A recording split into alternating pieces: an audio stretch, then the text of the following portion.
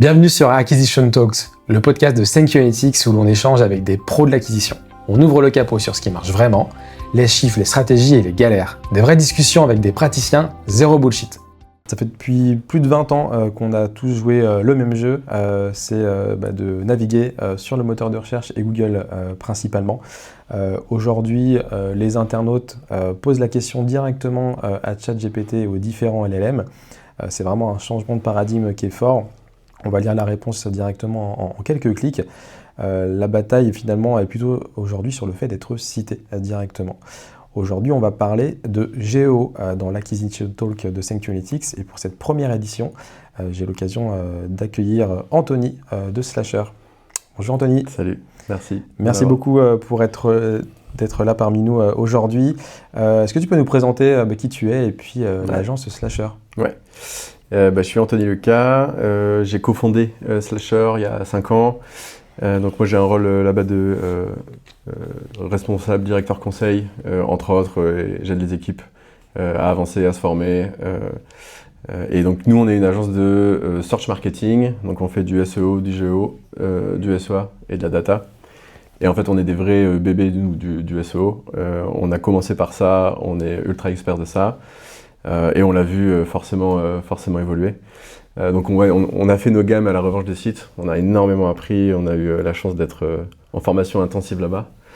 Et puis après voilà, donc l'entreprise a été rachetée et nous on a décidé de créer l'agence suite à ça. Et donc voilà, on est 8 aujourd'hui et on embrasse un peu cette révolution de l'IA qui a bouleversé à la fois la manière dont on produit, dont on travail en fait, et aussi qui est totalement révolutionné, enfin qui est en train de révolutionner notre métier, l'acquisition et la partie search quoi. Donc on est plus seulement une agence de SEO, on est une agence de search marketing aujourd'hui. Ok, très clair là-dessus. Pour tout le monde déjà, juste revenir un peu sur les fondamentaux. Le SEO, je pense que tout le monde connaît. Le GEO, tout le monde a dû en entendre parler, mais si tu peux réexpliquer un petit peu à tout le monde ce qu'est le GEO et la différence par rapport au SEO notamment. Ouais. En fait, assez simplement, le GEO, c'est le SEO sur les IA. Donc là où avant les personnes recherchaient dans Google et Google dispensait des réponses, généralement sous format de liens cliquables, etc. Là aujourd'hui, on va poser des questions aux LLM. Les LLM vont réfléchir, se poser eux-mêmes des questions, nous donner une réponse. Et l'objectif, c'est plus d'être en haut des résultats, c'est déjà d'être mentionné par les LLM, d'être repéré, d'être recommandé en fait. Et ça change quand même. En fait, il y a des gros points communs entre les deux, mais il y a aussi des grosses différences dans la manière dont ça fonctionne en fait.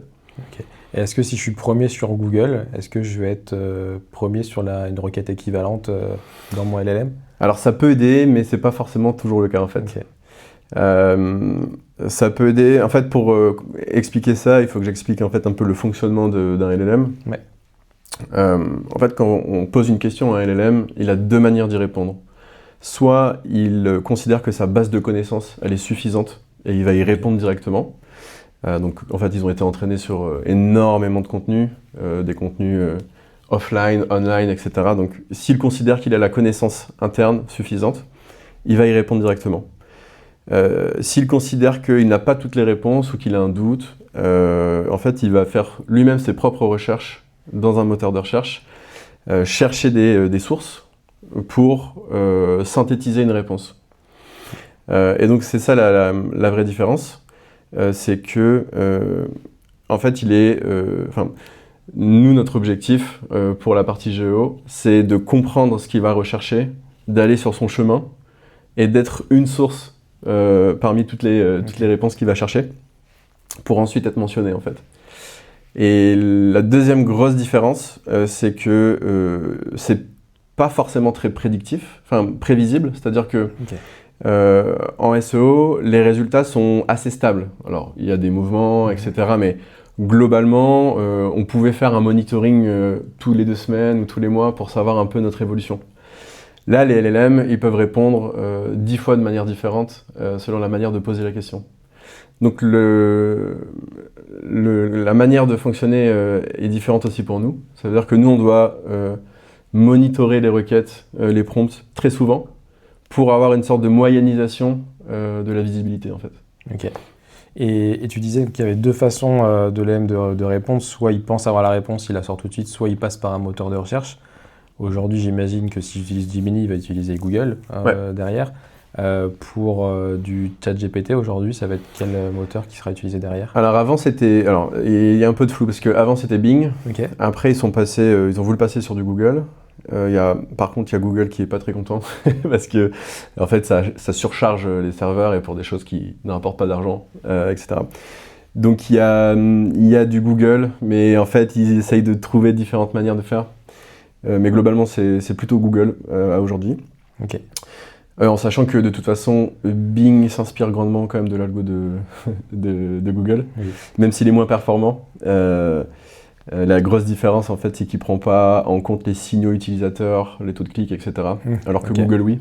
Ok. Donc c'est pour ça que Google améliore ses résultats parce qu'il arrive à comprendre la satisfaction des internautes. Ok. Donc Bing est resté sur un peu l'algo de Google il y a 10-15 ans. Claude, jusqu'à maintenant, utiliserait Brave. Ok. Perplexity, il a son propre moteur de recherche un peu hybride. Grok aussi. Ok. Donc c'est pour ça que en fait, nous aussi, on doit monitorer en fait, les différentes IA, comprendre les comportements, et après, justement, avoir à la fois des actions géo d'être visible, mais SEO aussi. Parce que, par exemple, si tu es dans le top 10 des résultats du moteur de recherche, en fait, tu as plus de chances d'être cité, quoi. Donc il y a une corrélation en fait, entre les deux. Le métier, il est presque devenu à aujourd'hui d'être visible, de plus être visible pour les internautes sur le moteur de recherche, mais d'être visible pour les LLM Ok. pour pouvoir être mentionné et ressortir. Ok. Et est-ce que vous avez identifié ce qui fait que le LLM va aller chercher du contenu à l'extérieur par rapport à ce qu'il a? J'imagine du contenu chaud sur une actualité. Ouais. Il va aller le chercher directement sans regarder chez lui. C'est ça. En fait, lui, il a une manière de lire la question qui est, en gros, est-ce que la question, elle est safe? C'est-à-dire, je peux y répondre très facilement sans me tromper, ou est-ce que... Des indices de confiance un petit peu. Ouais. Donc, par exemple, tu vois, une requête temporelle, finie, stable et factuelle. Donc, par exemple, je sais pas, quelle est la date de naissance de Zinedine Zidane?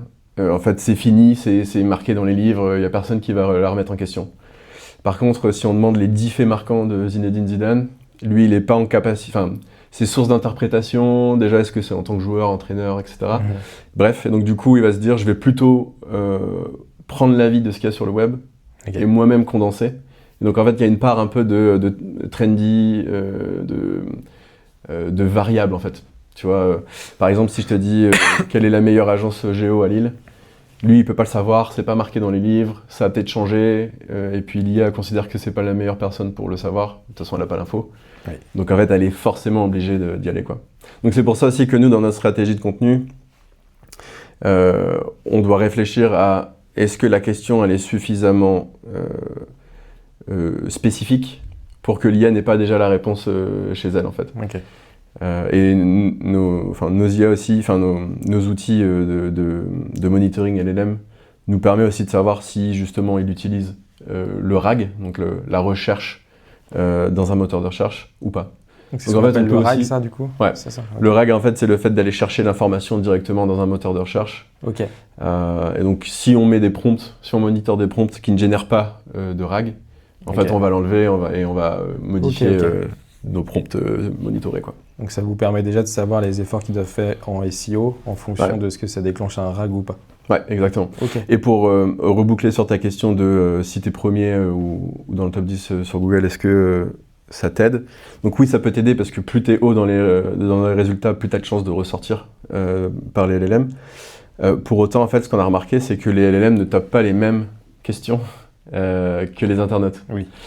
Et donc c'est pour ça que c'est crucial, en fait, aujourd'hui les outils de monitoring, ils sont cruciaux. Parce qu'en fait, on doit comprendre le business du client, faire des prompts assez spécifiques pour donner du contexte au LLM et pour en fait comprendre quelle est sa manière de réfléchir, de rechercher, etc. Mais voilà. Mais donc en fait, les LLM ne recherchent pas forcément de la même manière que les internautes. Okay. Donc en fait, on se rend compte que les recherches que fait le LLM, c'est un query fan-out. Okay. C'est la requête des LLM en gros. Et en fait, on a remarqué que les query fan-out pouvaient être très longs, parfois un peu surprenants. Il y avait des patterns aussi, où il y avait des sortes de comportements où il recherchait en anglais pour une requête française. Ok.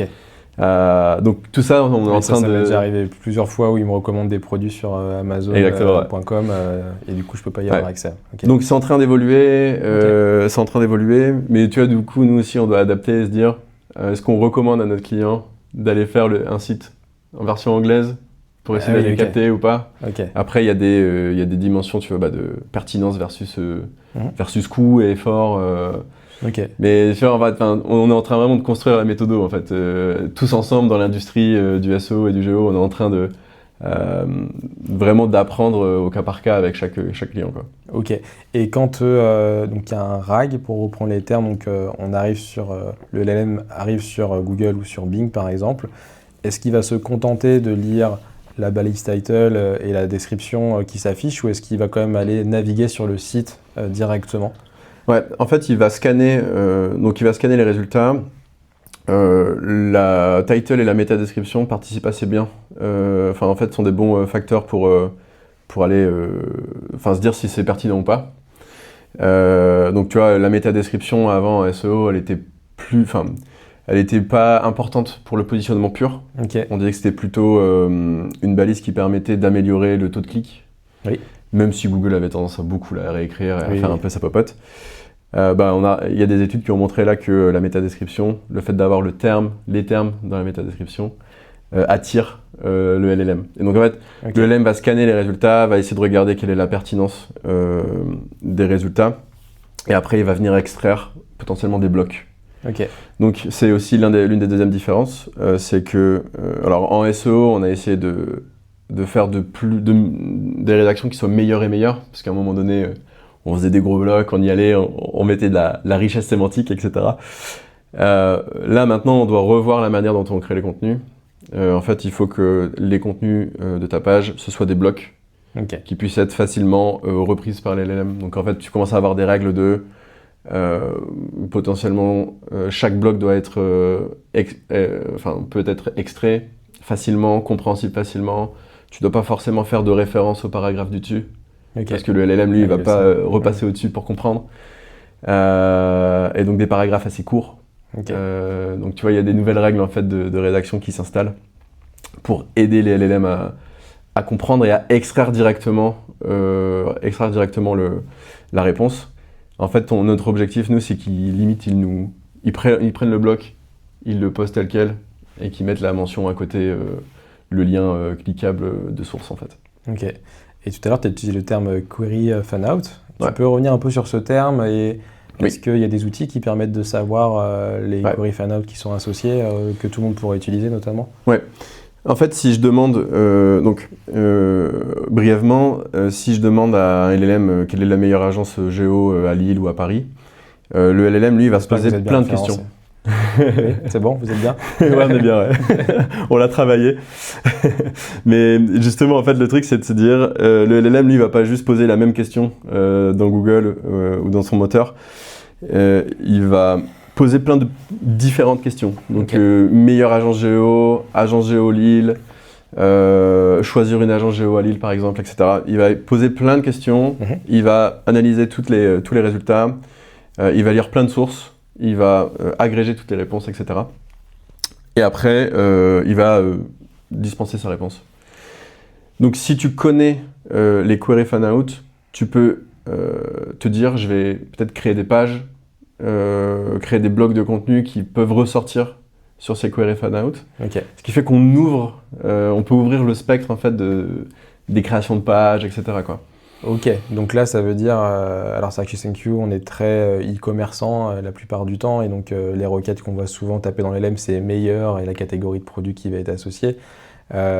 Potentiellement aujourd'hui les annonceurs n'ont pas créé une page meilleur canapé, meilleure télévision, ils avaient plutôt choisi du pas cher si c'est leur secteur d'activité ou leur positionnement. Est-ce que et il y avait une autre problématique, c'est aussi la volumétrie des pages. C'est-à-dire que si on crée un volume de pages avec meilleur plus catégorie, plus une autre catégorie, une autre typologie de page qui va être catégorie plus pas cher, on vient exploser son crédit de crawl, si je reprends les termes du SEO. Et en plus de ça, il y a des logiques potentiellement de duplicate content où les contenus sont très similaires. Est-ce qu'on peut traiter aujourd'hui, est-ce qu'on peut créer beaucoup plus de pages qui vont être uniquement à destination des LLM et pas forcément pour le SEO, ou est-ce qu'on doit mélanger les deux approches? C'est un peu le point qui est important, en fait, c'est que il y a des entreprises, il y a des sites web qui ont totalement détruit leur SEO en faisant du GEO sans regarder le SEO, en fait. C'est-à-dire qu'en effet, si tu commences à créer énormément de pages, soit des pages qui sont très très proches les unes des autres, soit beaucoup de pages et que tu gères mal la technique, tu gères mal la gestion du crawl sur le site, etc., tu peux annihiler en fait ton SEO. Et en fait, ton SEO, ça reste quand même l'une des bases de ton GEO, si on reprend le fait d'être positionné sur les query fan-out. Donc c'est un point qui est assez important, il faut faire très attention à ça, quoi. Donc en fait, la démarche, elle est de se dire, ton guide d'achat, enfin tu vois, le comment choisir par exemple, ton guide, ça peut être quelque chose qui vit par exemple sur ta partie blog. L'important c'est d'avoir un bon maillage interne entre par exemple ton guide, tes pages catégories, de faire tourner un peu le crawler avec quelques pages blog qui ont la proximité sémantique en fait, de faire du maillage entre tes guides. Et en fait, le but, c'est de pouvoir augmenter ton nombre de pages sans venir ruiner totalement le passage du crawler de Google, en fait. Donc c'est possible à faire avec parcimonie, avec grande attention. Et puis après, l'enjeu aussi, c'est de se dire, ok, une fois qu'on a créé tout ça, avec les outils de monitoring LLM, en fait, c'est de dire, est-ce que cette page, elle ressort ou pas? Est-ce qu'elle a un effet? Donc ça, c'est le premier point, en fait. Donc on peut créer des pages, mais il faut être assez attentif pour pas détruire en fait tout le travail qu'on a accumulé pendant les dernières années. Le deuxième point aussi, c'est que la visibilité sur les LLM, ça ne repose pas que sur son propre site, c'est aussi toutes les mentions sur les sites tierces. Le LLM sait que si je tape, si je fais un guide de meilleure agence SEO et que je suis une agence SEO, il va savoir qu'il y a un biais, donc il va essayer potentiellement soit il va pas me sélectionner, ou soit il va lire et prendre d'autres sources pour contre-vérifier, etc. Donc c'est là aussi où notre métier, il est plus seulement uniquement algorithmique, un peu geeky, il est aussi beaucoup plus dans de la communication. Parce que il faut être présent, il faut que sa marque soit présente, il faut qu'elle soit mentionnée. Il faut qu'on soit présent sur le web en fait. Il faut qu'on communique sur le web pour que la marque ressorte. Et donc ça, c'est un point important. Et c'est pour ça aussi que ce travail en fait de GEO, c'est pas que un travail d'acquisition, enfin du responsable d'acquisition, c'est aussi, je pense, un travail avec soit la DIRCOM ou la DIRBRAND en fait, parce que c'est potentiellement la DIRBRAND qui va pouvoir avoir du budget RP, relations presse, et augmenter en fait la couverture de marque sur le web. Ok, hyper intéressant, et c'est vrai aussi, tu fais référence à la nécessité de ne pas parler que de soi sur son propre site, mais que d'autres parlent de soi. C'est un peu ce qu'on fait en SEO avec le netlinking. Il y a une différence que j'entends de plus en plus, c'est aussi la notoriété associée aux sites qui parlent de toi. J'ai discuté récemment avec Humanoid, donc Frandroid, Clubic, et du coup qui font foi sur toute la partie techno, et effectivement d'être référencé, d'être testé sur ce site-là, ça va avoir un impact fort sur les LLM directement. On voit aussi des offres médias qui sont au sein des différents groupes qui existent pour pouvoir faire du sponsoring, pour être cité directement sur ces sites-là. Et puis enfin, il y a un autre sujet aussi qu'on voit de plus en plus. On a toujours un ADN très affiliation chez SenQ Analytics. Et c'est vrai que l'affiliation permet aussi d'être bien listé, puisqu'il y a plein de sites d'affiliation aujourd'hui qui sont des comparateurs, notamment les meilleurs matelas, qui est un secteur très concurrentiel notamment, où si on est listé dans le top 1 sur du Que Choisir ou autre, c'est aussi, il me semble, un impact important. Donc ça se développe aussi pas mal, j'ai l'impression, aussi les offres de ce côté-là. En fait, pour l'affiliation, je pense que le modèle il est un peu en train de changer, parce que déjà c'est de plus en plus difficile d'avoir des clics en affiliation, et avec Google qui avait tendance un peu à à baisser un peu les taux de clics, etc. Donc le modèle, il était déjà un peu difficile et pour eux, je pense qu'il y aura peut-être un shift dans le business model, c'est-à-dire que peut-être que demain, ils feront de la location de top 3, un loyer mensuel pour être en première position. Parce que en effet, les LLM vont utiliser des sources qu'il a bien reconnues pour tout ce qui est classement, etc. Okay. Donc ça, c'est un point important. En fait, sur la partie sponsoring et articles sponsorisés, etc., il faut un peu différencier deux choses, c'est que l'étudiant, par exemple, il va être un très bon acteur reconnu et parfois les classements vont être utilisés. Okay. Et donc être dans ce classement-là, c'est hyper important. Par contre, prendre parfois un article à 3, 4, 10 000 euros qui est caché un peu au fin fond du blog et qui est pas repris par les LLM, en fait, potentiellement c'est difficile de vraiment avoir un retour sur investissement. Donc il faut toujours être bien positionné en SEO, en se disant si on est bien positionné en SEO, ça a plus de valeur d'être présent ici, quoi. Ouais, en fait, c'est en gros, tu vois, si tu analyses les sources qu'utilisent les LLM, déjà tu peux savoir quels sont les classements ou quels sont les sites tierces qui déjà remontent. Donc en fait, l'action la plus pragmatique, c'est d'aller lister toutes ces sources-là et de se dire, est-ce que moi j'arrive à intégrer ma marque pour déjà directement ressortir. Si tu ne peux pas, dans ces cas-là, tu dois faire un pari. C'est de te dire, je vais essayer de créer une page pour essayer de devenir une source du LLM. Donc soit tu le fais, soit tu essayes de concurrencer entre guillemets les sources qui sont déjà actuellement présentes, soit tu essayes par exemple d'être un classement sur un query fan-out, donc sur une requête LLM, qui est peu dispensée parce que comme il n'y avait pas la requête en SEO, on n'a pas fait la page. Okay. Donc en fait, il y a des tactiques comme ça qui commencent à émerger. Mais ouais, c'est un vrai sujet et c'est en train d'évoluer aussi en permanence, quoi. Ok. Et j'avais aussi une autre question, c'est quand le LLM navigue sur Bing, sur Google, puis ensuite va sur ta page, est-ce qu'il y a un moyen de savoir que c'est bien un LLM qui navigue sur ta page? On utilise souvent le user agent, c'est la petite trace que laisse le navigateur dans les logs du site internet ou dans la solution Analytics comme ThanQ Analytics. Est-ce que ça, il se déclare en tant que tel ou pas toujours? En fait, dans les analyses de logs, tu peux voir en effet quelles sont les pages qui sont visitées. Ok. Donc, en fait, ça peut déjà te donner des indices en fait, justement sur les pages les plus visitées, celles qui ne le sont pas du tout. Et donc, au-delà d'aller regarder côté LLM comment il se comporte, tu peux aussi avoir une vue sur ton site en te disant cette page-là n'est pas du tout visitée alors que c'est une page de service. Okay. Pourquoi et d'essayer de rattacher ensuite à tes prompts.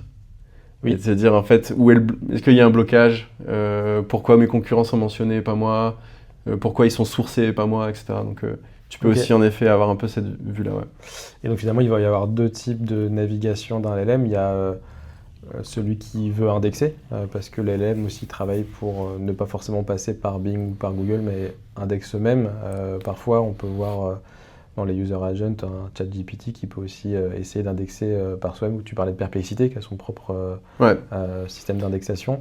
Ça, c'est pour alimenter leur base de connaissances générale, et donc un peu comme Google le fait, j'imagine. Alors en fait, cet enjeu-là, c'est un enjeu un peu de mon point de vue, c'est un enjeu un peu de souveraineté pour eux. Oui. En fait, c'est de se dire, si je veux donner les meilleures réponses possibles, je dois trouver les meilleures réponses possibles sur un moteur de recherche. Et en fait, comme Google, pour Google, le passage des LLM, c'est un peu un parasite. Parce qu'ils ne gagnent pas d'argent, ça surcharge les serveurs, etc. Donc Google a eu une démarche un peu à essayer d'emmener les LLM dans des voies sans issue, avec des mauvais résultats, etc. Ce qui pouvait expliquer aussi parfois des hallucinations des LLM, etc. Et ça a mis à mal les outils de suivi de position. Exactement. Donc pour moi, en fait, cette notion-là, c'est plus une sorte de volonté d'avoir leurs propres moyens de rechercher pour s'assurer que le RAG soit de la meilleure qualité possible pour donner la meilleure réponse possible, en fait. Ok. Après, c'est pas... il n'y a pas de volonté pour Perplexity de faire un moteur de recherche, c'est juste d'avoir un moteur de recherche maison pour être tranquille, et se dire que la recherche sur le web sera bien faite, en fait. Ok. Oui, c'est un asset pour eux, quoi. Ouais. Ok, ça marche. Très clair. Et justement, sur l'autre volet, sur le fait que les navigateurs, le côté plutôt agentique ou le RAG, comme tu évoquais tout à l'heure, où là, on va naviguer sur le site directement. Aujourd'hui, on sait à peu près le volume de visites que ça peut générer sur un site. Alors, j'imagine que ça dépend. Mais est-ce qu'on peut voir un volume de visites qui a été généré par... Par les LLM, par les IA? Ouais, mais Côté crawler, au moment d'une requête, c'est ça, au moment d'une requête de l'internaute. Quand il n'avait pas l'information, il était la chercher à l'extérieur. Du coup, là, il va visiter le site. Du coup, ça peut permettre d'essayer, tu évoquais tout à l'heure les solutions de suivi, de monitoring. Je me dis, est-ce que ça peut générer aussi des visites? Et du coup, on peut associer une visite sur mon site à justement à un prompt, comme tu le disais tout à l'heure. Ouais. Les rapprocher. Tu parles d'une visite crawler ou d'une visite internet?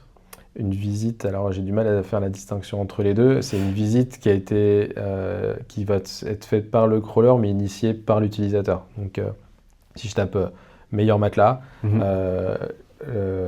ChatGPT n'a pas l'information et donc il va aller faire une requête sur Bing, comme tu me disais. Et donc là, il va prendre les 3 premiers sites, il va les visiter lui-même les 3 premiers sites pour aller chercher le contenu qui est associé dedans. Et donc c'est cette visite-là. Est-ce que du coup... en fait, justement, avec les analyses de log, Ouais. normalement, tu peux justement avoir un indicateur. Donc, par contre, tu peux pas savoir combien de fois le crawler a tapé la query fanout. Ok. Et t'as pas entre guillemets, t'as pas de compteur clairement distinct de mon LLM il est venu 10 fois, 10 fois sur ma page par exemple. Ok. Si ce n'est avec les analyses de log justement. Ok. Et lui, il peut sauvegarder sa donnée aussi? S'il vient venir une fois, est-ce que ça peut lui servir pour autre chose derrière? Alors c'est une question qu'on se pose. Ok. Aujourd'hui, moi, honnêtement, j'ai pas forcément la réponse, mais c'est justement une question qu'on se pose et où on essaye d'avoir la réponse. Parce que si c'est le cas, ça veut dire que le premier arrivé, premier servi, et plus on est tôt à faire du géo, et plus il y aura un edge concurrentiel à l'avenir, quoi. Pour l'instant, moi, j'ai rien qui m'affirme que ce soit le cas. Ok. Mais c'est pas impossible, et ce serait surtout dans la continuité des LLM, parce que en gros, les IA, elles n'ont pas envie de brûler du token et de la force de calcul, de la puissance de calcul, à visiter des sites. Donc au plus elle peut emmagasiner d'informations et recracher entre guillemets l'information, mieux elle se portera à l'avenir. Il y a peut-être une notion de cache un peu équivalente qui pourrait exister. Donc voilà, ça irait dans le sens de l'histoire en fait, entre guillemets. Donc, mais pour l'instant, j'ai pas de certitude là-dessus. Ok. Et justement, tu évoques un sujet qui est quand même hyper important. Donc, encore une fois, si le LM considère qu'il n'a pas la réponse, il va aller la chercher à l'extérieur. Donc là, ça va être du quasiment en temps réel pour aller le chercher. Par contre, s'il pense avoir l'information, ça veut dire que c'est sur la donnée sur laquelle il a travaillé, il s'est entraîné. J'imagine que si j'ai envie de me lancer en GEO à un moment donné, ça va prendre du temps aussi à être pris en compte dans la connaissance de mon LLM. J'ai en tête qu'au moment du début de ChatGPT 2023, finalement c'était les stats de, je sais plus, de 2021 ou quelque chose comme ça, il y avait un décalage en années à ce moment-là. Est-ce qu'aujourd'hui c'est encore le cas, ce décalage, ou de moins en moins? Alors de moins en moins, néanmoins il y a quand même un décalage. Okay. En fait, sur la partie géo et justement dans notre métier, on parle pas trop d'optimisation de cette base de connaissances. Okay. Parce que en fait c'est un travail démentiel. En fait, si d'une certaine manière, ce qu'on dit à nos clients, c'est soyez le plus visible possible, communiquez le plus possible sur le plus de canaux, faites du bruit en fait sur le web, parce que c'est des marqueurs de votre marque. Okay. C'est des marqueurs en fait de votre brand.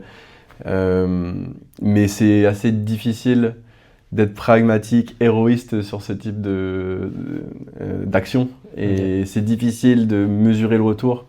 Alors que agir sur le RAG et les LLM sur les moteurs de recherche, c'est beaucoup plus direct, beaucoup plus mesurable, plus facile.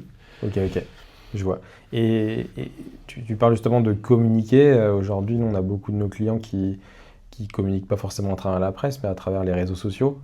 Est-ce que ça, c'est une source qui peut être utilisée par un LLM, d'aller scraper Instagram directement? Alors, aujourd'hui, encore assez peu. Pour, je pense, une raison plutôt légale, parce que tu peux avoir tout et n'importe quoi sur le web et sur les réseaux sociaux. Et donc potentiellement, si le LLM pousse une information qui est fausse ou qui n'est pas très éthique, il pourrait être co-responsable.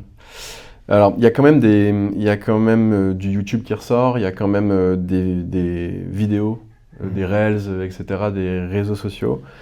Mais ils le sont parce que la vidéo est présente sur la page de résultats. Donc c'est encore pour le moment rattaché aux pages de résultats. Mais pareil, nous, notre objectif là avec Slasher aussi, c'est en fait, les entreprises commencent à intensifier leur volonté stratégique en géo.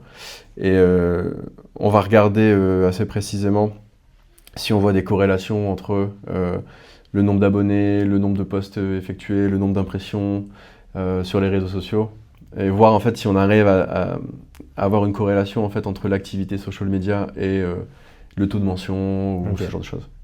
Pour l'instant, pas encore trop. Ok, super clair. Et c'est vrai qu'il y a un point que je n'ai pas mentionné depuis tout à l'heure, mais pour ceux qui nous écoutent, on enregistre l'émission en juillet 2026. Oui. Et il y a quelques jours, il y a eu une annonce qui a été faite en France, c'est l'arrivée enfin de AI Overview sur le moteur de recherche Google. Tu peux nous en dire un peu plus sur ce que ça va être, l'AI Overview, et puis les impacts? Ouais, en fait, on était, je crois, parmi les 3 derniers pays au monde à ne pas l'avoir. Je crois avec des pays qui sont un peu moins puissants que nous, entre guillemets, d'un point de vue PIB et autres. Donc nous, c'était plutôt, je pense, des problèmes légaux et autres, d'accord avec la presse notamment. Oui. En fait, ce qui change, c'est l'apparence de la page de résultats. En gros, nous, on était encore restés sur... Donc en fait, ce qui s'est passé, c'est qu'on a eu les LLM qui sont arrivés. Les gens ont commencé à utiliser soit les IA, soit Google, mais on avait 2 plateformes un peu distinctes. Là, les AI mode de Google, c'est le fait de se dire on va mettre du Gemini à l'intérieur de la page de résultats et on va avoir des pages hybrides. Donc ça veut dire qu'on va avoir parfois des réponses IA generated en haut des résultats, on va avoir des annonces en haut, en bas, etc. Donc c'est une sorte de SERP, de page de résultats hybride entre l'ancien monde et le nouveau monde. Ce qui fait que en fait, sur l'informationnel, par exemple, on va avoir encore moins de clics, parce que on va être encore relégué plus bas, il y aura des réponses plus haut, etc. Et même parfois, peut-être sur des requêtes transactionnelles, tu peux avoir le Google qui essaye de commencer à répondre à la question, à déjà essayer de t'orienter sur des choix. Donc en fait, c'est une page de résultats qui est beaucoup plus sympa pour l'internaute, qui va se rapprocher un peu du modèle Gemini, mais avec de l'incrustation aussi d'autres SERP, d'autres éléments de la SERP, de la page de résultats. Et donc globalement, c'est baisse des taux de clics. Et donc ça fait souvent peur. On parle de l'effet crocodile.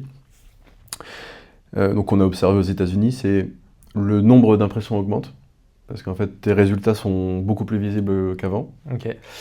Mais par contre une baisse des taux de clics, parce qu'il y a moins de clics, tout simplement. Donc en fait t'as les pages, t'as les impressions qui montent et t'as les clics qui baissent. Donc c'est l'effet crocodile. Donc ça remet en question aussi toute la question de l'attribution, l'importance du clic et questions de mesure, etc. quoi.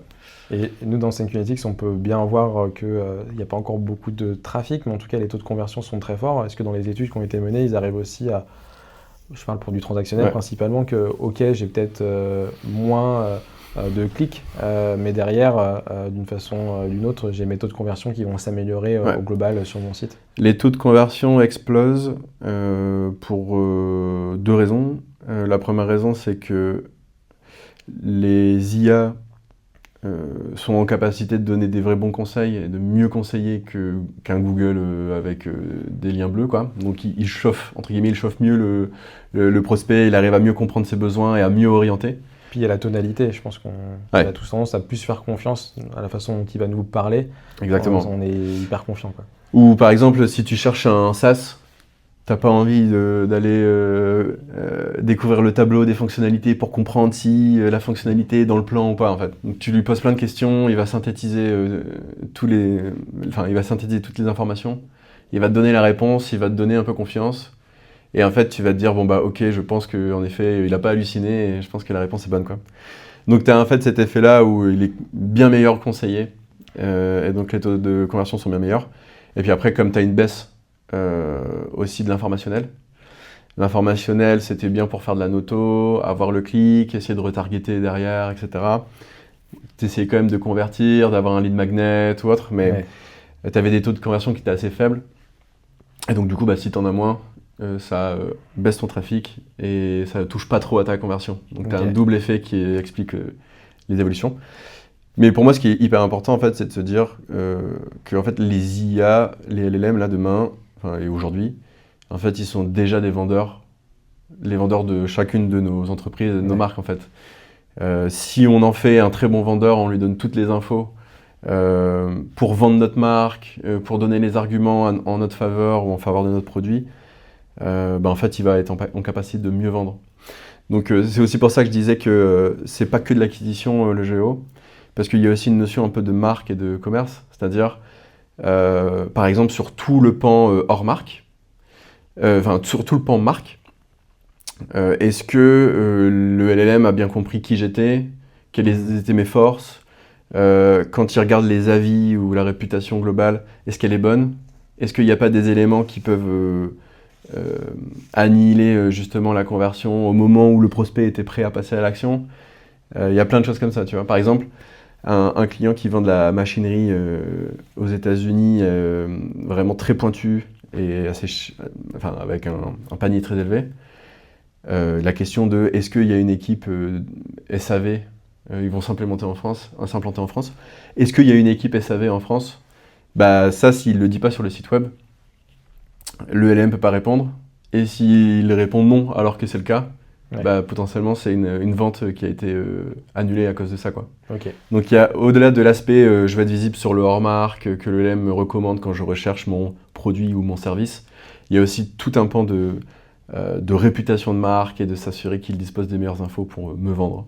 Ok, hyper intéressant aussi cette partie-là. Tu évoquais justement la partie attribution et comment on arrive à mesurer que Slasher fait du bon travail pour ses clients aussi, parce que finalement l'attribution c'est souvent utilisé pour ça. Aujourd'hui, si je dois évaluer la performance de ma stratégie géo, ou même si j'en ai pas, de savoir un peu si je suis bon ou pas, comment vous faites chez Slasher? Alors, pour remettre un tout petit peu de contexte sur pourquoi c'est un problème en attribution, en gros, quand le LLM me recommande, il peut mettre un lien cliquable vers mon produit, mon service, etc. Mais il peut aussi ne pas le faire. Okay. Et généralement, il ne le fait pas. C'est-à-dire que je crois que les taux de présence de clics sur les réponses où nos clients sont mentionnés, c'est entre 1 et 5%. Ok. Donc 95% du temps, il n'y a pas de lien sortant vers le site web. Donc ça, c'est un problème parce que autant quand la personne clique, il y a un UTM qui permet de savoir après dans Analytics ou Matomo combien on a de visites. Ouais. Comment? Ou Thank You Analytics. Ouais, ou Thank You Analytics, exactement. Donc ça, tu peux le mesurer. Mais tout le reste, tu peux pas le mesurer. Et en fait, ce qui se passe, c'est que quand l'internaute est face à un résultat sans lien, potentiellement, soit il arrête son parcours, il a eu sa réponse, il va réfléchir, il ferme. Soit il va taper le nom de la marque ou le nom du produit dans Google, et donc c'est soit du trafic de marque SEO, soit du trafic de marque SEA. Soit il le tape dans son navigateur, il est déjà allé sur le site auparavant, et c'est du trafic direct. Donc, il y a un gros problème d'attribution, parce qu'on n'a pas encore le pixel, le cookie, etc. En fait, la chose qui nous permet de tracer le parcours qui commence dans les IA. Donc, comment on fait tout ça? Le premier élément, donc nous, chez nous notamment, ce qu'on va regarder, c'est plutôt avec notre outil de monitoring, c'est déjà de voir les taux de couverture sur les query fan-out et le taux de mention.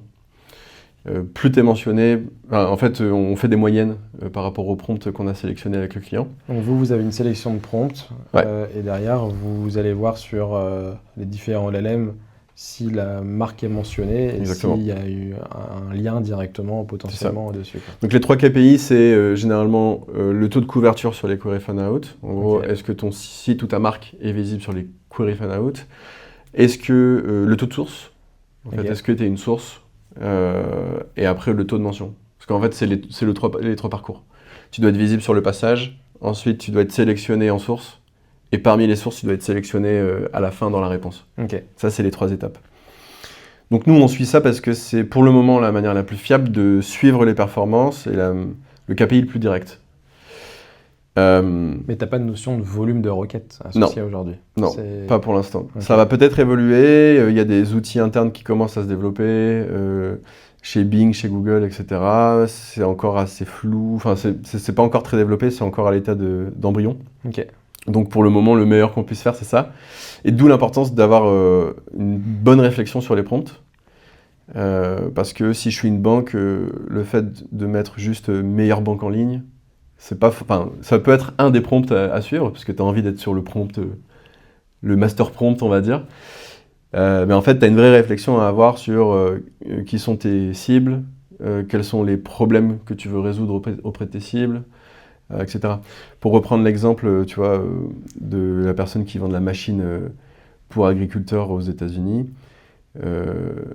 ils ont une cible qui va être l'agriculteur de betteraves avec une exploitation de plus de 2500 hectares. Et ben, je vais pouvoir faire une myriade de prompts et aller dans ce niveau de finesse-là. Ok. Parce que, en fait, peut-être que lui, l'agriculteur, il mettra pas ce contexte-là, mais le LLM saura, à travers son activité dans les LLM, que c'est ce profil-là, quoi. Donc nous, quand on va, ça c'est un petit conseil que je peux donner, c'est si demain vous voulez monitorer votre présence vous-même dans les LLM, ayez une vraie réflexion sur les prompts, parce que si vous vous trompez dans la sélection des prompts, vous aurez de la mauvaise data, quoi.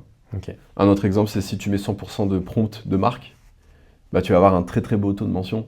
Mhm. C'est totalement logique. Mais donc du coup, quand tu analyses ta présence sur les LLM, tu auras toujours une analyse hors marque et une analyse de marque. Parce que si tu prends les deux et tu les assembles, en fait, tu vas avoir 50% de mention, quoi. Ok. Et en fait, ça reflète pas la réalité de ta présence sur le hors marque. Ok. Bah ouais, pour compléter nous ce qu'on peut voir chez nos clients, donc effectivement, alors chaque LLM met des UTM généralement, ou autrement il y a le site référent qui peut être utilisé Ouais. comme c'est bien d'avoir les doubles lectures d'ailleurs, de les regrouper ensemble. Jacat a aussi créé un levier IA assistant pour le faire. Et ce qu'on va derrière suivre, bah, c'est les conversions. On voit que ça fait pas encore beaucoup de trafic hein, quand même malgré Non. tout. Hein. Si on dépasse les 1 ou 2%, on est déjà content. Par contre, en termes de conversion, ça commence à se ressentir. Ça Ouais. aussi, tu arrives à le voir de ton côté, des conversions qui ont été faites grâce à l'IA. Alors, ouais, l'une des manières de le voir, c'est encore de demander aux personnes comment Ouais. ils sont venus. Nous, on a un client qui est excellent en SEO, qui est un des leaders du marché et qui, du coup, est plutôt bien placé en géo à la base. Enfin, c'est-à-dire que son leadership fait que, naturellement, même avant même de l'avoir travaillé, il était déjà plutôt bon. Et en fait, quand il posait la question à ses prospects, à ses leads, comment vous nous avez connus, vous êtes passé par quelle plateforme pour nous connaître, il y avait pas mal d'IA qui remontaient et des leads bien qualifiés, etc. Et donc il était assez surpris et du coup il a forcément demandé la presta de Géo et qu'on commence à s'y mettre. Donc même, tu vois, dans l'absence d'attribution réelle, concrète, très précise, parfaitement mesurable, il a vu les signaux et donc du coup il a réagi en conséquence, quoi. Nous, ça fait partie des bonnes pratiques hein, aussi de se dire il y a l'attribution, mais des études qualitatives, Ouais. elles restent intéressantes pour double-checker. La seule chose auquel il faut faire attention, c'est qu'il peut y avoir parfois des fausses déclarations dans le sens où les gens ne comprennent pas forcément ce qui se trouve derrière. Oui. Si on écrit IA ou LLM, des fois les gens ils Oui. n'ont pas la référence de dire ah, j'ai utilisé le chat GPT. Il y a des IA qui sont intégrées dans les téléphones maintenant aussi, donc parfois ça. les gens. Donc, c'est un signal C'est ça. à prendre en compte. C'est plus facile de le faire en service one-one, de demander, Oui. plutôt que de le faire à travers, par exemple, un formulaire. Ouais, Donc tout à oui, fait. il y a encore un peu de disparité là-dessus. Et je sais pas pour toi, mais nous, c'est vrai qu'on pose la question souvent à des prospects, comment vous nous avez connus. Et c'est vrai qu'on a déjà eu déjà des retours où c'était venu de Gemini ou de ChatGPT directement. Chez Slasher, ça arrivait aussi Ouais, franchement, encore oui. plus dans votre cas, parce que je me dis, ça donne envie de te dire, bon, s'ils sont bien référencés, c'est que plutôt ils sont pas trop mauvais sur le sujet. Ouais, carrément. Bah ouais, tout à fait. Et après, c'est vrai que comme tu le disais aussi, il y a de plus en plus de flou aussi sur les canaux. Parce que, tu vois, alors là, le SEA, depuis 2-3 mois, on n'arrive quasiment plus à voir la différence avec le SEO. Ils ont commencé encore à enlever des barrières de distinction entre les deux. Mon hypothèse, moi, c'était pour préparer AI Overview et s'ils devaient compenser du budget, quoi, d'une certaine façon. Oui, mon hypothèse aussi, c'est que ça augmente le taux de clic en ad. Oui. Et c'est typiquement ça. Il va y avoir moins de budget avec AI Overview parce qu'il y avait quand même de l'institutionnel ou du contenu qui achetait. Je repense à Meilleur Matelas, j'ai refait la requête ce matin parce que je trouve que c'est une requête hyper intéressante. Aujourd'hui, il y a même des comparateurs qui achètent cette requête-là qui derrière sont des affiliés. Donc en fait, c'est tout un business model qui se trouve en face. Demain, eux, ils arrivent, ça va forcément faire gagner moins d'argent. Donc je pense qu'il va y avoir des calculs financiers du côté de Google pour savoir à quel moment ils vont quand même laisser le lien sponsor par rapport à la réponse de l'AI Overview, mais ça va prendre de plus en plus de poids. C'est la question du business model, c'est une vraie grosse question pour tous les LLM. Parce qu'en fait, tu as Google qui est ultra dépendant de la régie ads, qui a envie de continuer comme ça parce que moins il y a de changements, mieux c'est. Mais des résultats IA qui sont biaisés par les ads, je pense que c'est encore pire que juste de faire du Google Ads, parce que tu n'arrives plus à savoir si l'IA te répond de manière réelle ou juste parce qu'il y a la commission derrière, quoi. Enfin, il y a l'ADS. Donc pour eux, c'est un vrai casse-tête, je pense, tu vois, de se dire comment on l'intègre de manière propre, de manière relativement éthique et acceptée par les internautes, quoi. Ouais. Et pour les autres, je pense que pour l'instant, ils n'ont pas attaqué le sujet parce que c'est pas la priorité pour ChatGPT, Claude, etc. Je pense que eux, ils veulent conquérir déjà tout le B2B, etc. Mais je pense qu'il va se poser une vraie question, c'est de se dire aussi justement comment ils font. Et tu vois, je serais pas surpris que les IA, par exemple, essayent un business model d'affiliation eux-mêmes. De se dire, nous, on n'est pas biaisés. En fait, on va faire un mapping de tous les produits, tous les services, etc. On va répondre de la manière la plus honnête possible. Par contre, chaque fois qu'on fait une reco, on se prend X%. Ouais. Et tu vois, ça ne m'étonnerait pas qu'il y ait un business qui soit un peu plus neutre, mais où eux, ils se prennent un avantage. Ils ne se prennent pas un avantage au clic, à la perf, etc. Tu vois. Donc, ça pourrait être une manière d'évoluer pour eux, tu vois, à l'avenir. Et je pense qu'ils ont même commencé à réfléchir en allant un cran plus loin, mais c'est d'intégrer, on va pas trop en parler aujourd'hui, mais d'intégrer l'achat, la transaction directement dans le LLM avec un protocole que Google a créé, je crois, mais qui est aussi repris par ChatGPT directement. Il y en a eu plusieurs, mais au final, tu vois, ça...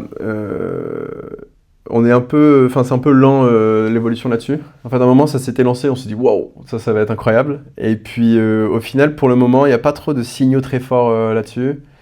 ChatGPT est un peu revenu en arrière aussi. De temps en temps, tu vois, quand tu lui demandes des suggestions produits, il va pas te mettre d'encart. Et en même temps, ChatGPT utilisait l'encart Google Shopping. Ouais.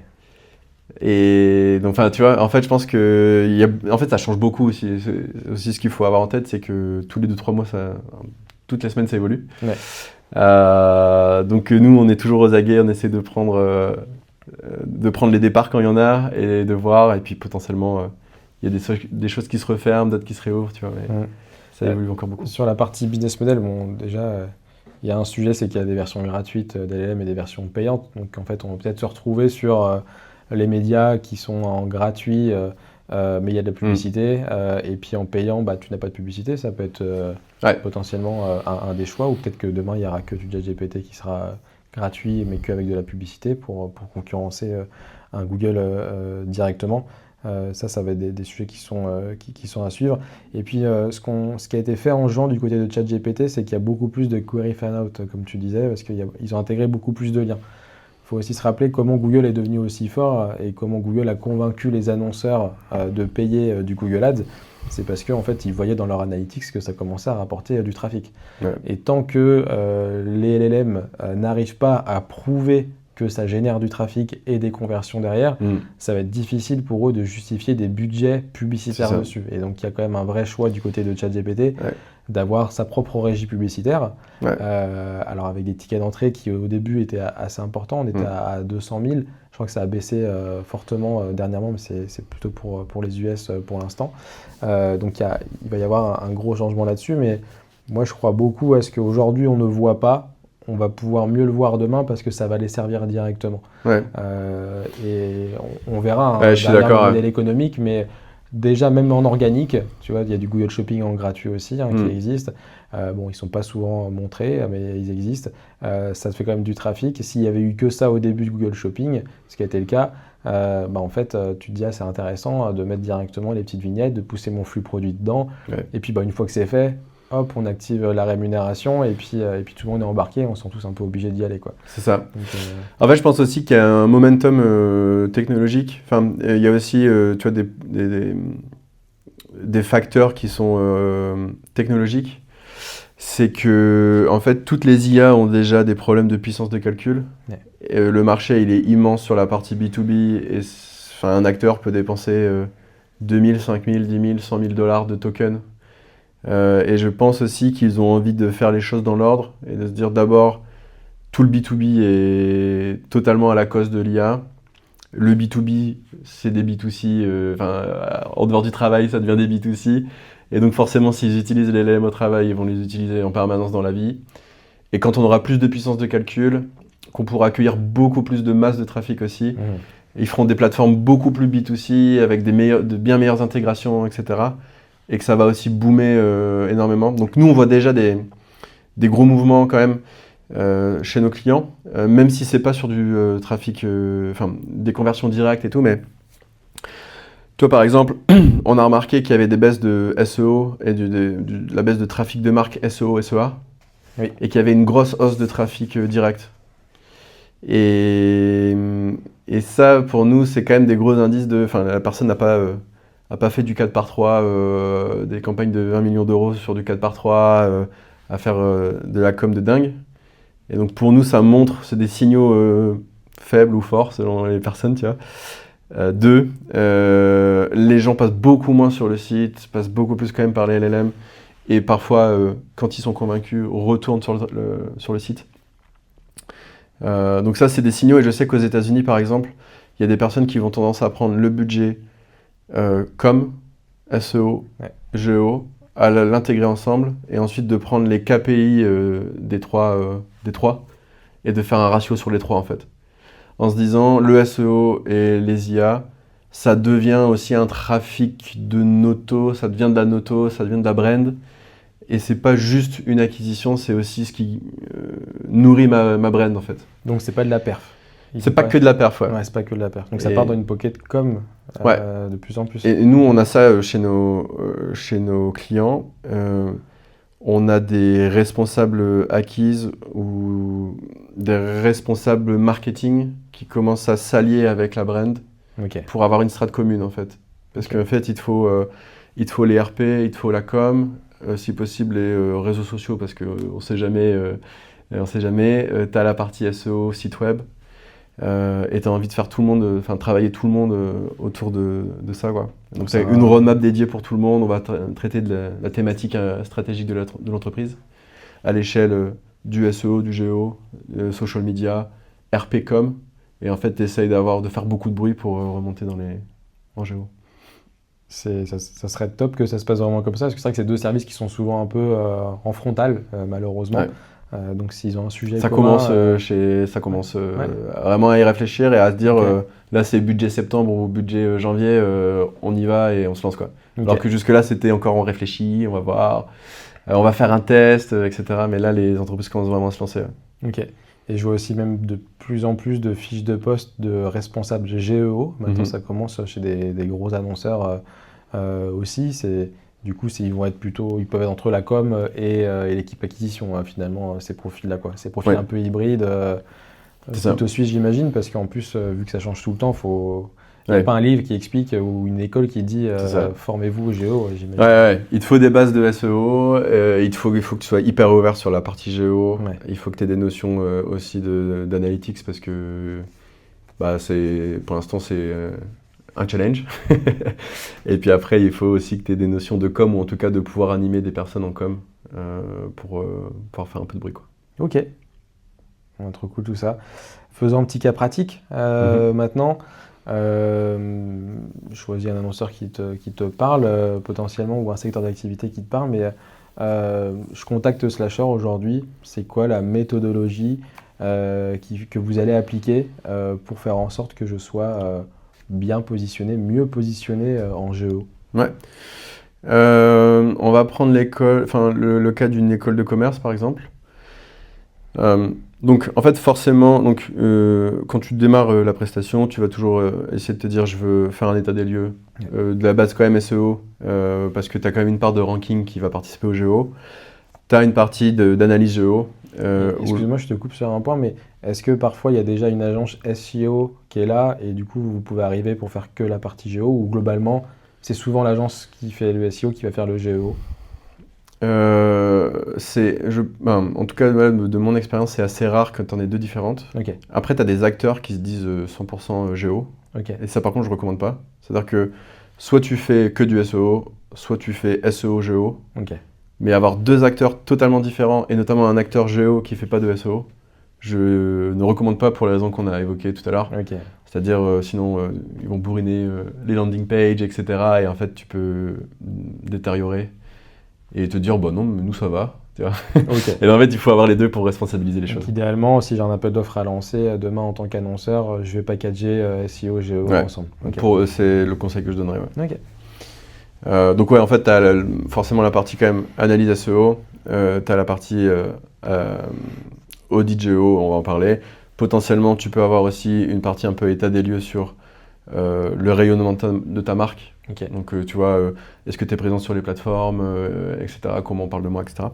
Et donc, le process ici, c'est de se dire compréhension très fine du business, du client, quels sont, pour l'école de commerce, quels sont les types de programmes, est-ce qu'il y a des programmes par ville ou par pays, qui sont les types d'étudiants, quelles sont les volontés des étudiants, leurs besoins, pourquoi ils veulent faire ça. Parce qu'en fait, après, tu vas décliner les prompts. Donc, tu vois, c'est je suis un étudiant français qui souhaite étudier à Hong Kong. Quelle école de commerce française me recommandes-tu? Ok. Et en fait, tu pourrais potentiellement faire ça pour tous les pays où tu as des campus. Ouais. Tu as des étudiants qui, eux, veulent plutôt faire un programme avec de l'entrepreneuriat. Et c'est intéressant ce que tu décris, parce que là, tu parles de persona quasiment derrière tout ça. C'est le retour du persona. C'est ça, le retour du persona, Ouais. qui est souvent du côté pôle communication. Ouais. Et puis après, on n'en parle plus trop. En plus, tu parles des écoles, donc il y a le choix de l'enfant, mais il y a aussi le choix des parents, Exactement. généralement. Donc les deux vont faire des recherches. Ouais. Est-ce que vous travaillez du coup sur les personas ou est-ce que vous reprenez les personas existants s'ils existent quelque part? C'est au cas par cas. Ok. En fait, nous, on les demande en permanence. Ok. Et en effet, je trouve ça assez je trouve que c'est incomplet quand on le fait pas. Ok. Sauf si, par exemple, tu es monoproduit. Mais- Si tu es monoproduit, en fait, généralement, non, les entreprises qui sont assez matures en géo vont avoir des personas ok. ou avoir une compréhension assez fine. Si besoin, on peut faire des ateliers pour mettre sur papier, parce qu'en plus, généralement, on n'est pas d'accord sur les personas entre les différents pôles, etc. On n'a pas les mêmes niveaux de priorité. Donc c'est bien soit d'avoir un doc de référence, ou soit de le créer justement Ok. avec eux dans un atelier, tous ensemble, quoi. Ok. Et rassure-moi, vous utilisez aussi l'IA pour pouvoir vous Ouais. aider sur la création, je sais pas, des personas ou améliorer le workshop que vous avez pu faire notamment. Après, le but, c'est quand même de partir beaucoup de la donnée des entreprises. Ok. Parce que, en fait, si tu donnes trop... déjà, les LLM peuvent beaucoup inventer. Je sais pas si tu as déjà créé du contenu, par exemple, avec les IA, mais elle peut te dire plein de choses totalement fausses. Et donc, pareil pour les personas. Donc, c'est bien de partir d'une base quand même pour un peu la guider. Ok. Parce que si tu ouvres tout, en fait, comme c'est probabiliste, si tout le monde fait la même chose, tu auras toujours les mêmes personas, entre guillemets. Donc, il faut l'utiliser, mais la data entreprise est hyper importante. Donc ça, il faut l'avoir en tête, quoi. Donc après, tu vas décliner tous les prompts par typologie de prompt. Donc un peu comme quand on catégorisait, entre guillemets, les mots-clés à l'époque, là, on va catégoriser les prompts. Marque hors marque, parce que le marque va être plutôt sur la partie réputation, et les avis, est-ce que j'ai toutes les informations cruciales pour faire la conversion, etc. Même la réputation, est-ce qu'il y a plutôt des bons sentiments quand les LLM répondent, quand les gens commentent l'entreprise. Donc tu as marque, hors marque, et dans le hors marque, tu vas essayer de décliner l'intégralité des personas, des besoins, des problèmes, et tu vas les thématiser, quoi. Donc tu as par exemple l'étudiant international, l'étudiant alternant, tu vas avoir la personne qui va rechercher des infos sur le programme, la personne qui va rechercher le programme plus ville, et en fait tu veux vraiment avoir un détail en fait de tout ça. Donc on rentre ça dans la machine, on laisse un peu de temps à la machine pour aller simuler les requêtes, enfin les prompts dans les LLM. Donc il y a différentes manières de le faire, c'est soit tu le fais par API, soit tu le fais via des vraies sessions. Les résultats sont très différents entre les deux, donc il faut faire attention, puisque en fait l'API, les réponses sont très différentes et sont les plus éloignées de quand on fait une recherche via session. Donc nous, sur notre outil par exemple, on a les deux, mais on utilise en priorité forcément la session, parce que c'est beaucoup plus précis. Donc on va rentrer les prompts, on va regarder justement comment les LLM à chaque fois essayent de dispenser la réponse. Donc query fan-out, qu'est-ce qu'il recherche dans les moteurs de recherche? Les sources, quelles sont les sources qu'il va utiliser? Et la mention, est-ce que mon client est mentionné ou pas à la fin? L'autre petit KPI en dessous, c'est quand il est mentionné, est-ce qu'il y a un lien sortant? Et donc après, tu vas venir mapper tout ça avec tes KPI en disant en fait, est-ce que je suis dans assez de query fan-out, moi ou les sites tierces? Est-ce que je suis assez sourcé? Est-ce que je suis assez mentionné, etc. Et après, tu vas aller regarder justement dans les top sources, quelles sont les top sources tierces, donc les sites tierces qui sont dans les sources des LLM, pour te dire, soit moi je vais venir m'intégrer dans la source, donc si tu as déjà un classement de Frandroid, par exemple, que tu n'es pas dans le classement, tu vas essayer de les contacter pour rentrer directement, parce que tu sais que c'est un bypass. Ça marche ça marche, ouais. Et en fait, le LLM, il est en réel, en fait. Donc, potentiellement, si tu es du jour au lendemain dans le top 3, tu sais qu'au moins, il t'aura lu. Et après, il faut voir si dans les autres sources, tu es assez mentionné ou pas, s'il a confiance en ta marque ou pas, quoi. Et ça, vous gérez vous-même, le contacter le site? Alors ça dépend, pareil, ça dépend un peu de l'organisation du client. T'as des entreprises qui ont un pôle RP, influence, etc. Donc dans ces cas-là, c'est encore mieux parce que c'est leur métier. Mais après, nous, c'est soit la prise de contact, soit parfois aussi de la plateforme. Et donc c'est ça aussi l'avantage d'avoir notre outil, c'est que par exemple, on peut plugger quels sont les sites tierces qui sont sources, et on peut regarder s'ils sont présents dans les plateformes d'achat de liens, par exemple. Donc de se dire, ok, là, lui, on peut l'acheter pour ce prix-là, etc. Donc ça, c'est assez intéressant.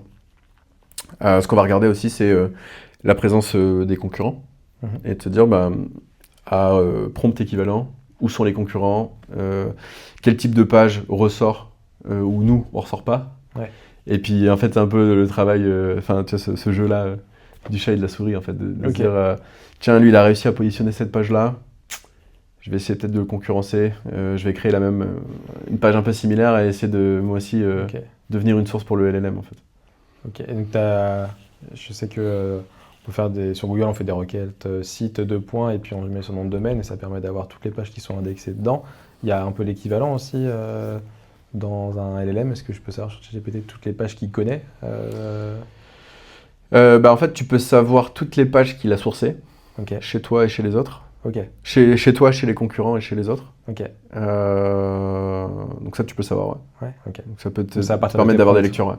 Et après, pareil, désolé, je parle de mon outil parce que on utilise, on regarde un peu ce que font les autres, mais on les utilise pas au quotidien. Mais par exemple, sur les queries fan-out, donc on collecte toutes les queries fan-out. Et en fait, on a une technique qui nous permet de savoir si le client est positionné dans le top 100 Google sur le query fan out par exemple. Ok. Ce qui fait que demain, en fait, on a des KPI qui sont sur les query fan out, on a combien de pages dans le top 10 par exemple. Parce que si tu sais que tu es dans le top 10, généralement tu as plus de taux de mention. Donc toi, ça peut être un KPI. Alors, tu vois, il y a toujours la base de est-ce que les prompts sont bons, est-ce que c'est vraiment ce que recherchent les gens, etc. Normalement, on peut quand même avoir quelque chose d'assez robuste. Et après, tu peux regarder c'est quoi ta query fan out coverage et de dire je pense que si j'augmente par 2 ma couverture sur les query fan out, je pourrais être plus souvent dans les sources, plus souvent mentionné. Et en fait, c'est un travail comme ça au moins le mois. Ok. Et tu as un avis sur aujourd'hui certains outils qui arrivent à estimer le volume de mentions J'en ai vu qu'il y en avait certains qui essayaient de chercher les volumes qui étaient associés.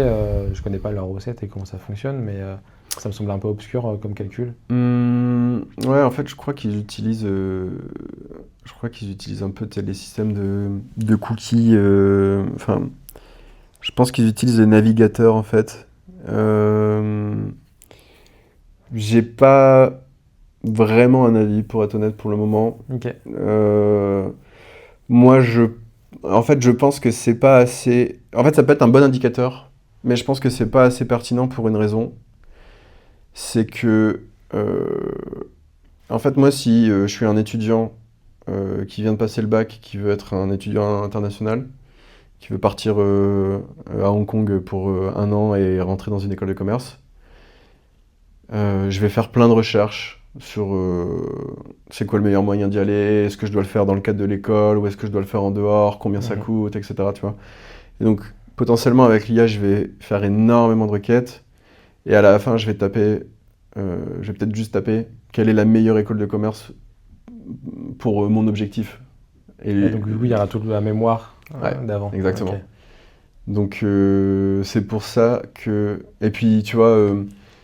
Je pense que toi et tout le monde ici, quand tu fais un prompt, parfois tu as une 50aine de mots, parfois tu as des textes complets, etc. pour faire tes prompts en fait. Donc ça peut peut-être t'aider à avoir des éléments de réponse, à avoir de l'inspiration, etc.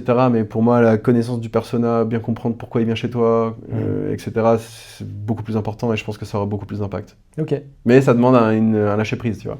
Il faut avoir confiance, il faut trust the process, tu vois. Ok, ouais, c'est sûr. Et quand on travaille avec votre méthodo, généralement, on s'attend à avoir des premiers résultats à partir de combien de temps En fait, à partir, tu vois, au-delà de la phase d'initialisation où il te faut de la donnée pour pouvoir l'analyser, la comprendre, faire le plan d'action, en fait, ça va dépendre de la vélocité des actions derrière. En fait, si tu arrives à être très vite dans des sources qui sont déjà utilisées par les LLM sur tes prompts, c'est très rapide. Okay. Par contre, si tu dois commencer à venir déloger une source existante, ou déloger entre guillemets, parce que c'est pas juste l'IA qui bloque la source, mais tu vois, en fait, ça dépend aussi de la vélocité derrière, la capacité à rédiger, à valider, etc. Et d'ailleurs, nous, avec l'IA, on a gagné quand même en vélocité sur l'accompagnement, tu vois, on est capable d'aller beaucoup plus vite, quand même dans les analyses, dans la rédaction, etc. Et le goulot d'étranglement, il est maintenant plutôt chez le client, tu vois, sur la validation, etc. quoi. Okay. Mais en vrai, toi, tu peux commencer à bouger les KPI beaucoup plus rapidement en géo qu'en SEO. Ah, donc ça va être plus rapide que le SEO. C'est plutôt une bonne nouvelle là-dessus, quoi. Ok. Ça bouge vite, tu l'as dit plusieurs fois. C'était tous les mois, maintenant c'est presque tous les jours qu'il y a des évolutions. C'est vrai que chez nous, on est plutôt cloud et c'est quotidien, quasiment. Les autres vont se mettre au niveau, mais ça prendra encore un petit peu de temps. C'est quoi la vision que tu as du géo à 12, 18 mois, 24 mois si vous êtes obligé un peu d'être visionnaire sur le sujet pour savoir vers quoi aller, puisque comme tu l'as dit, il y a des sujets qui peuvent être très rapides, d'autres qui vont prendre du temps. Les annonceurs n'ont pas envie de travailler aujourd'hui sur des sujets qui finalement seront plus d'actualité dans 6 mois, même si on dit que c'est une politique de communication, donc potentiellement il y a moins de sujets de performance à aller avoir, mais on a envie quand même de savoir est-ce que je vais plutôt dans la bonne direction. Ouais. En fait, ma vision, c'est je pense que l'adoption va continuer de fortement progresser. Je pense que les outils vont fortement progresser. Ok. Les outils d'analyse de la part des IA. On a déjà des débuts, ce qu'on disait, des débuts d'outils géo avec Bing et Google. C'est encore très loin d'être bon, mais ça monte la direction. Ouais. Nous, on y croit beaucoup à ce sujet-là. On a un Ouais. connecteur Search Console dans Thank You Analytics. On pense qu'il y aura une Search Console dans les différents LLM. Ouais. Bon, on l'espère nous aussi. Ouais, on attend ouais. ça avec impatience. Ouais. Et ouais, ça va arriver. En fait, je pense qu'il y a un vrai défi technique parce que, en fait, comment tu fais pour trier en fait, ouais, comme je le disais tout à l'heure, trier des requêtes de 3-4 mots, c'est simple, mais comment tu fais quand tu as des prompts? Et puis tu as le côté aussi RGPD ou même confidentialité, etc. Donc, je pense qu'il y a pas mal de challenges quand même, et donc ça va prendre un peu de temps. C'est un peu comme il y a la Search Console et puis il y a Google Trends. Je pense qu'il y a un Ouais. ChatGPT Trends au bout d'un moment aussi qui va sortir, qui aura beaucoup de valeur. Mais c'est un peu une donnée aussi qui, comme tu l'as dit, elle a tellement de valeur qu'à quel moment ils vont vouloir Oui. la partager à l'extérieur. Parce que c'est ce qui va alimenter d'autres LLM aussi derrière. Oui. Donc en fait, Ouais, carrément. Et puis en fait, quand tu vois le SEO, tu vois, quand tu as la visibilité un peu organique, tu as des biais, à l'époque, tu vois, les suroptimisations, les choses comme ça. Et donc je pense aussi qu'ils sont un peu précautionneux là-dessus et qu'ils se disent est-ce que c'est ma prio là pour l'instant? Je pense qu'ils laissent un peu. Enfin, Ouais. tu vois, ils mettent un peu d'eau et ils voient un peu où ça mène aussi, quoi. ok. Donc il y a ça. Je pense aussi que le suivi va être. Enfin, j'espère que tu vois, l'équivalent un peu du pixel méta va arriver en fait pour qu'on puisse déjà mieux traquer les passerelles entre les LLM et l'arrivée sur le site. Donc, j'espère que ça va arriver très vite et je pense que ça va être le cas. Il y aura du post-view qui sera un post-mention, quoi. Ça sera, Ouais. ok. En tout cas, ce serait plutôt logique et même justement pour essayer de développer cette branche-là d'ads pour eux et autres. C'est sûr. Je pense aussi qu'il va y avoir quelque chose sur la partie ads. En fait, je pense que je pense que l'ads comme on l'a connu va bouger à terme. Sam Altman disait que faire la même typologie d'ads que Google, ce serait un échec. Mais après, il a lancé ça.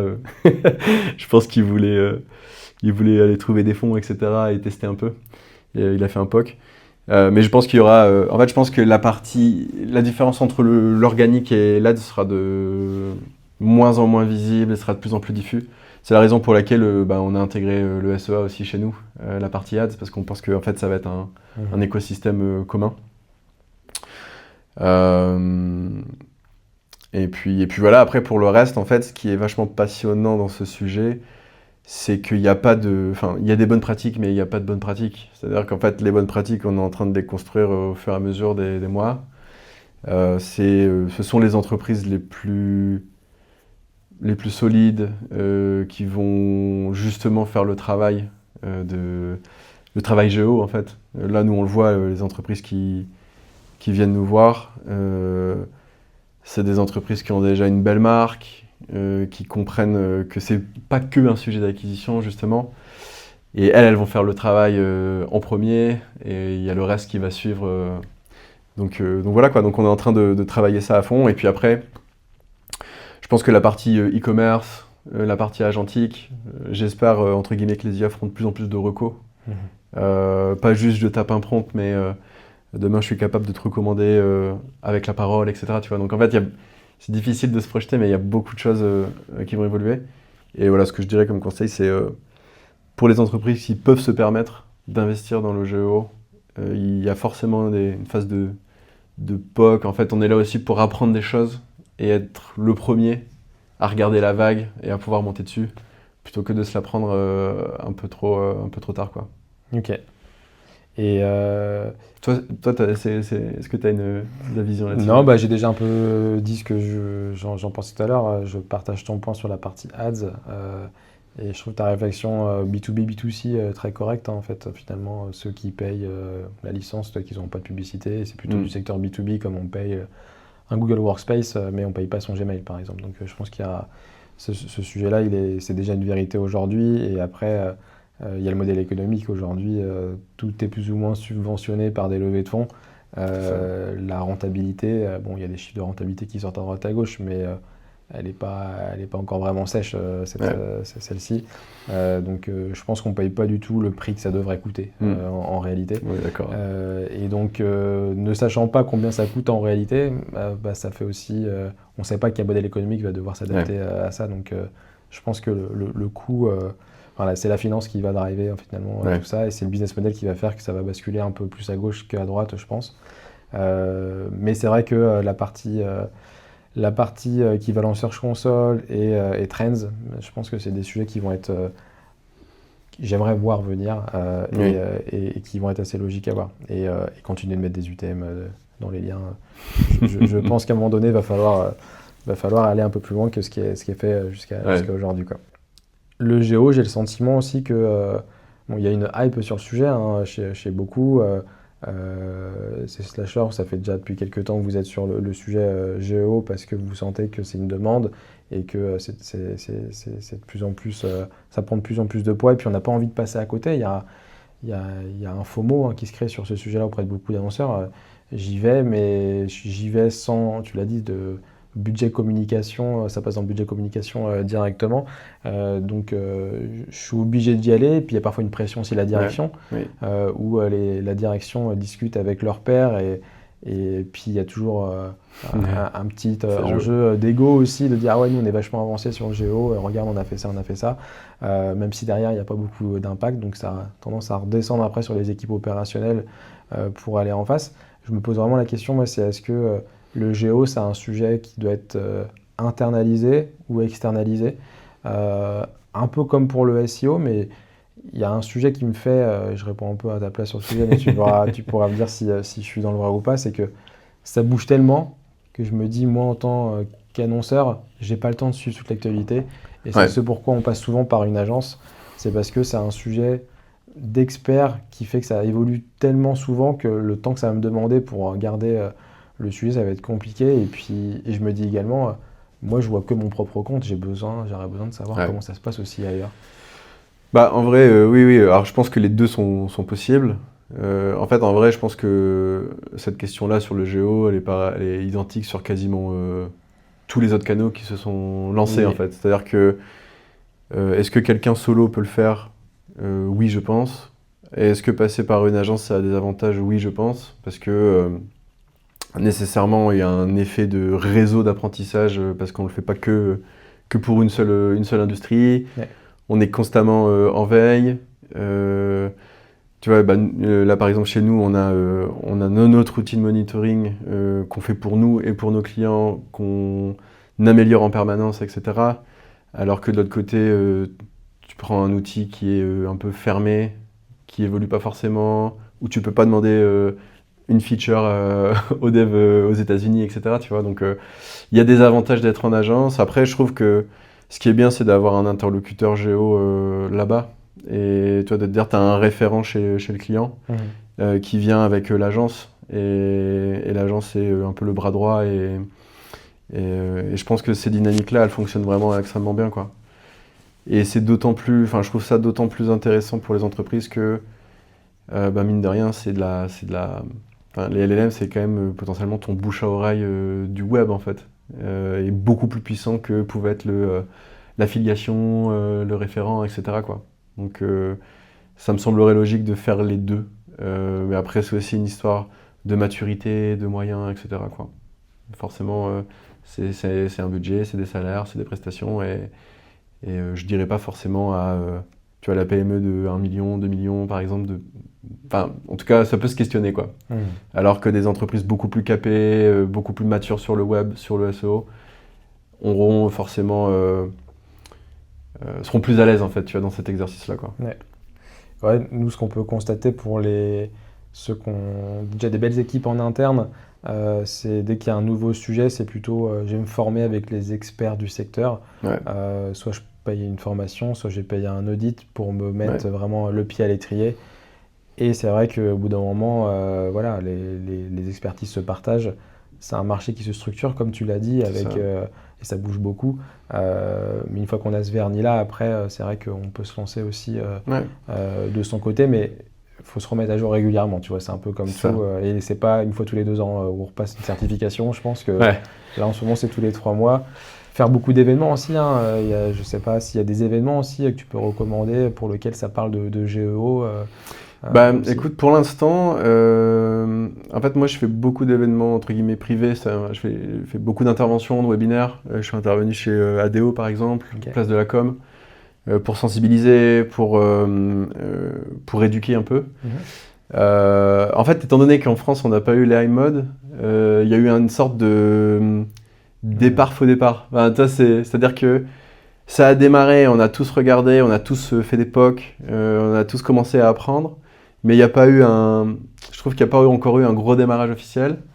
Si ce n'est là depuis 1 ou 2 mois où les entreprises se placent vraiment pour lancer le GEO de manière un peu plus officielle. Donc je pense que ça va venir. Ça va venir déjà avec l'annonce de Google pour cet été. Et puis là où les entreprises vont vraiment commencer à investir réellement, tu vois. Ok. Donc peut-être qu'on créera le nôtre. Voilà, c'est l'objectif, on essaye de faire quelques interventions, donc peut-être qu'on pourra intervenir sur le Lillois notamment. Ok, trop cool. Je te propose de conclure. Si tu avais un conseil de ton côté à donner à un responsable d'acquisition qui nous écoute pour se lancer en GEO, Ouais. lequel serait-il? Je dirais de ne pas forcément regarder le trafic référent pour mesurer l'impact de l'IA, parce que c'est sous-évaluer l'impact réel. Ouais. Et je lui dirais en fait de commencer à discuter avec notamment un DIRCOM, un DIRBRAND, le CEO, le DG, pour en faire un combat, pas un combat seul, mais justement en étant accompagné. Parce que c'est, je pense, un sujet d'avenir, un sujet de présent et d'avenir. Et puis aussi, dernier conseil, ce serait de au moins commencer à discuter avec des spécialistes, commencer à monitorer, commencer à mettre les yeux dans un outil de monitoring, etc., pour essayer déjà de comprendre, voir s'il y a des signaux, etc. Ça me paraît important en fait de au moins mettre le pied à l'étrier et puis de voir un peu où ça les emmène, quoi. Ok. Et justement, si on veut te contacter, on passe par quel canal? Le LinkedIn ou le site web. Vous pouvez prendre aussi rendez-vous avec Quentin, qui est l'un des associés et qui pourra aussi, qui est très bon conseil et prend beaucoup de temps pour échanger et conseiller. Donc n'hésitez pas à LinkedIn ou via le site web. Ok, ça marche. Bah écoute, merci beaucoup Anthony pour ce premier Acquisition Talks. Merci à toi. C'était hyper cool Merci de à parler vous. de GEO. Et puis je crois qu'on se retrouve très bientôt pour parler d'un autre sujet qui sera toujours autour de l'IA. Merci Ouais. beaucoup. Merci à toi. Salut. Salut. Merci d'avoir écouté cette Acquisition Talks jusqu'au bout. Si cet épisode t'a filé une idée à tester dès demain, c'est gagné. Et pour continuer entre 2 épisodes, abonne-toi à notre newsletter, la 25e heure. Nos meilleurs learnings à acquisition, condensés directement dans ta boîte mail. À très vite!